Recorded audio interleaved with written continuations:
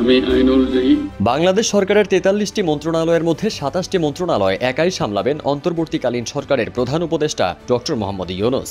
৯ August দুপুরে অন্তর্বর্তীকালীন এই সরকারের উপদেষ্টাদের দায়িত্ব বন্টন করে প্রজ্ঞাপন জারি করেছে মন্ত্রিপরিষদ বিভাগ।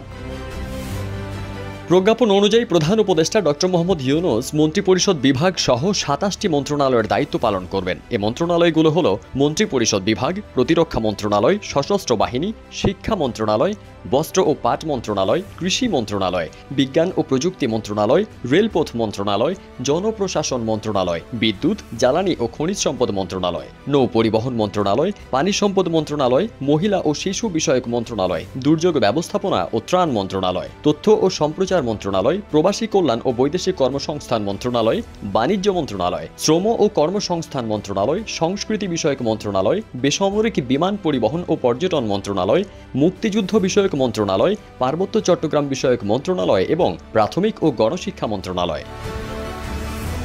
৮ আগস্ট ডক্টর ইউনূসের নেতৃত্বে ১৭ সদস্যের অন্তর্বর্তী সরকার গঠন করা হয়। রাত ৯টা ২১ বঙ্গভবনে শপথ নেন ডক্টর মোহাম্মদ ইউনূস সহ অন্তর্বর্তীকালীন সরকারের ১৪ জন সদস্য। তাদের শপথ বাক্য পাঠ করান বাংলাদেশের বর্তমান ও ২২তম মহামান্য রাষ্ট্রপতি মোহাম্মদ শাহাবুদ্দিন। ঢাকার বাইরে অবস্থান করায় শপথ গ্রহণ অনুষ্ঠানে আসতে পারেননি নতুন দায়িত্ব পাওয়া ৩ উপদেষ্টা। শপথ অনুষ্ঠানে অংশ না নেওয়া উপদেষ্টারা হলেন বীর প্রতীক জনাব ফারুক ই আজম, সুপ্রদীপ চাকমা ও বিধান রঞ্জন রায়। অনুষ্ঠান শুরুর আগে ছাত্রদের অভ্যুত্থানে শহীদদের স্মরণে বঙ্গভবনে উপস্থিত সবাই ১ মিনিট নীরবতা পালন করেন। এরপরই শপথ নেন অন্তর্বর্তীকালীন সরকারের ১৩ উপদেষ্টা।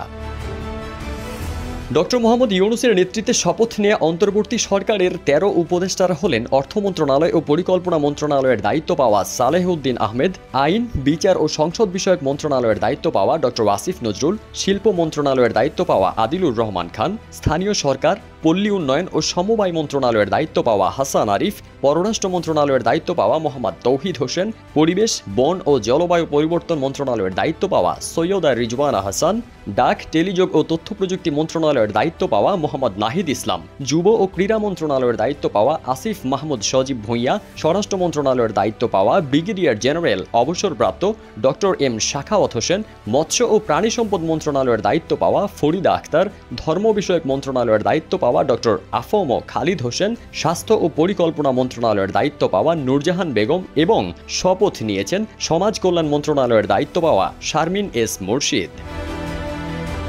এর আগে রাত ৯টার মধ্যে শপথ নিতে বঙ্গভবনে পৌঁছান ডক্টর মোহাম্মদ ইউনূস সহ ১৪ জন। সবশেষ ডক্টর ইউনূসের গাড়িবহর প্রবেশের পর বঙ্গভবনে প্রবেশপথ ব্যারিকেড দিয়ে বন্ধ করে দেন নিরাপত্তা রক্ষার দায়িত্বে থাকা সেনা সদস্যরা। শপথ গ্রহণ অনুষ্ঠানে ৩ বাহিনীর প্রধান, বিভিন্ন দেশের কূটনীতিক সহ প্রায় ৪০০ জন অতিথি উপস্থিত ছিলেন।